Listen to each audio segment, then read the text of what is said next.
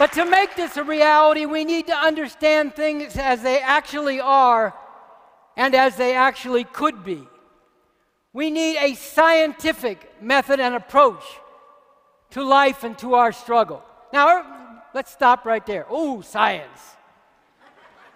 Either that's something mysterious that only a few weird people can possibly understand, or it's something frightening that we got to keep away from. Science, when it's done the way it's supposed to be, simply means learning about reality and changing it by investigating it, accumulating evidence by interacting with reality, identifying the patterns in reality, and then moving to change it on that basis. That's all science is, not something more mysterious or frightening. This is the way humanity has learned. This is the way, for example, we've been able to identify and develop cures for many diseases. So we need a scientific approach. To take a very important example, once again going back to the Bible, a scientific method and approach, proceeding on the basis of evidence drawn from reality, shows that all species, including human beings, have come into being through evolution, and that the account of creation in the Bible is not and cannot be true, that it is a story, a myth, made up thousands of years ago by people living in what today is often called the Middle East, just as other peoples in all parts of the world have made up different creation myths. If you go out among Native American peoples in this country, you'll find all different creation myths, and so people throughout the world, including in Africa and Asia and so on.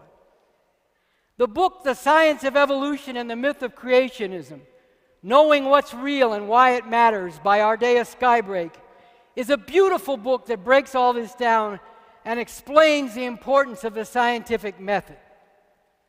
Yes, we should acknowledge some scientists have sometimes gotten things wrong, even terribly wrong. And some very wrong and even terrible things have been done in the name of science. But a genuinely scientific method and approach is what is needed to understand and change reality in the deepest way, including to recognize and overcome things that have been done wrong in the name of science. A scientific method and approach is what we need to guide the struggle to actually put an end, at long last, in this real world in which we live, to all this oppression, madness, and unnecessary suffering. Now, I mentioned Ebola just a minute ago. Imagine if you developed symptoms that you thought might be indicative of Ebola, and you worried you might have Ebola. And you went to a doctor, and the doctor, before even listening to you and your symptoms, said, no, don't worry about anything, everything's fine. Get me away from that doctor. But what if, on the other hand, you went to the doctor and she asked you, well, what are your symptoms? You said, I've got a very high fever, my stomach's upset, I've got diarrhea, and I'm vomiting. What do you think, doc? What's going on? And she said, well, I think you've got a very high fever, an upset stomach, diarrhea, and vomiting. Fool, I just told you that. This is not a doctor you want. Tell me what's wrong, doc. Tell me what I don't know. Tell me the deeper things that I can't know just because I know what my symptoms are. Why do I have these symptoms, and what can be done about it? Well, what if the doctor said, well, you know, we might test you for Ebola, but I'm not really sure the test works. Matter of fact, I'm not even really sure there is such a thing as Ebola. Come to think of it, I'm not even sure you exist. Well, you may exist for you, and you may have Ebola for you, but that's not my reality. Maybe that's just your reality. Maybe it's just all one narrative or another narrative, and there is no reality against which to test to see if you have Ebola and what could be done. Let me get away from this fool calling herself a doctor. I want a real doctor. But what is a real doctor? A real doctor is one who applies science, the science of medicine, what's been learned, by identifying patterns so that you can know what the pattern of a disease, Ebola or other diseases, is and what to do about it. And the fact is, people will always be vulnerable to being played or led away from a true understanding of things without the scientific method, which goes by evidence and testing things against reality.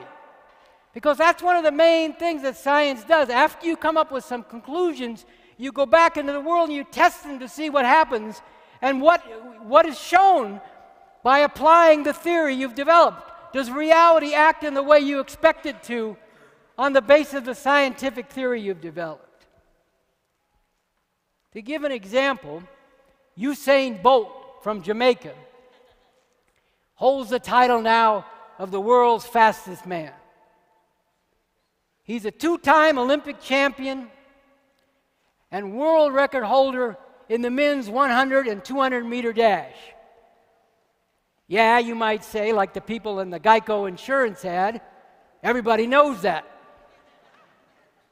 Well, did you know that I am faster than Usain Bolt? The first thing you're going to say to me is, okay, where's your evidence? Where's the proof? Show me a race you ran where you ran faster or a race where you beat Usain Bolt. No, I don't have to show you any evidence. Just take it on faith. After all, the substance of faith of things unseen is greater than the substance of things seen. Come on, man, get up off of it. Give me some proof, you're going to say. Well, what if I told you that there's a book, a holy book, and it says that a person shall come along who is short of stature, appears stout of body, pale of visage, seems to be aging, but he can move more swiftly than the wind and dash faster than a lightning bolt. And his name shall not be known for many generations, but then he shall become to be known because he is beatified and anointed. Get it?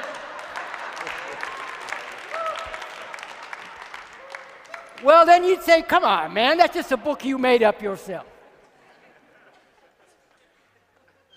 But what if, for thousands of years, every major institution in society, every political institution, every religious institution, every cultural institution, every educational institution, we're telling you that really is a holy book, and everything in it is God's truth. If you'd been hearing that for thousands of years, if everybody'd been hearing that for thousands of years, no doubt many people would say, well, it doesn't seem very probable, but you know there are many miracles, and anything is possible with the Lord, so maybe he is faster than Usain Bolt.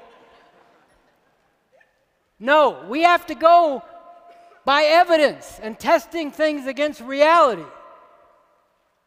You have to think critically about everything and not take anything in any book or that anybody says without looking into it and thinking critically about it.